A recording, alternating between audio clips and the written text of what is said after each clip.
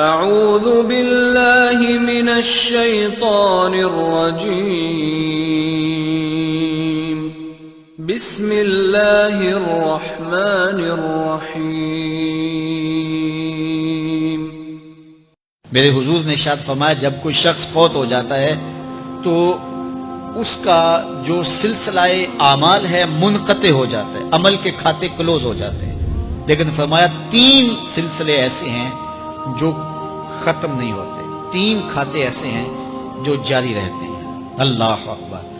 سب سے پہلے صدقہ جاریہ، دوسری بات میرے حضور نے ارشاد فرمایا علم جس سے لوگ نفع پائیں۔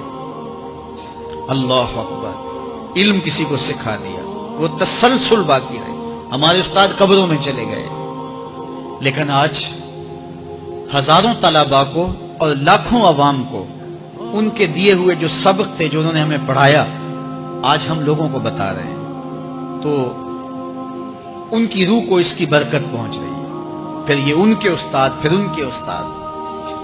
تو علم نافع یہ کبھی بھی کھاتے کلوز نہیں ہوتے۔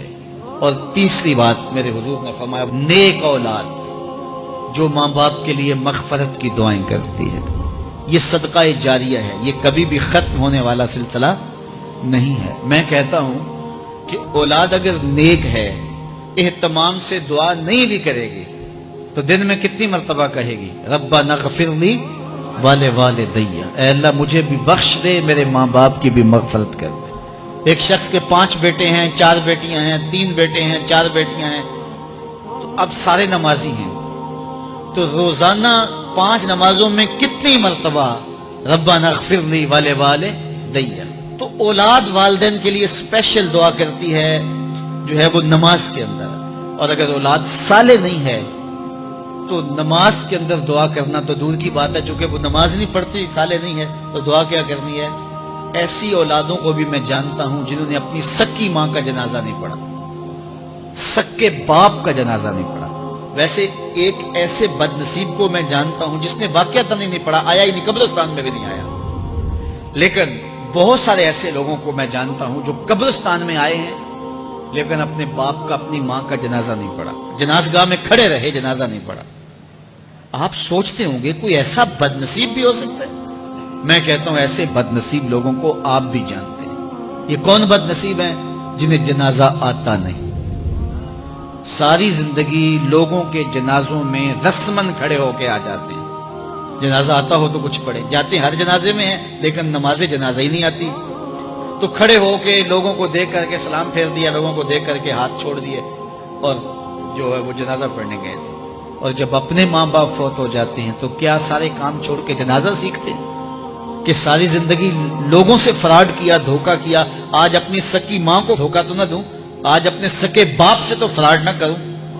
ساری زندگی جو لوگوں سے فراڈ کرتا رہا، پھر ایک دن اپنی سکی ماں سے بھی فراڈ کیا، اپنے سکے باپ سے بھی فراڈ کیا۔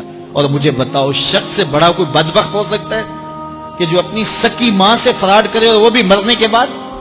سکے باپ سے فراڈ کرے، اس کی لاش پڑی ہوئی ہو اور اس سے فراڈ اور دھوکہ کر رہا ہو، اگر اس کے اندر ضمیر ہو تو ڈوب کے مر جاتا کہ میں اپنی ماں سے فراڈ کر رہا ہوں اور اپنے باپ سے فراڈ کر رہا ہوں۔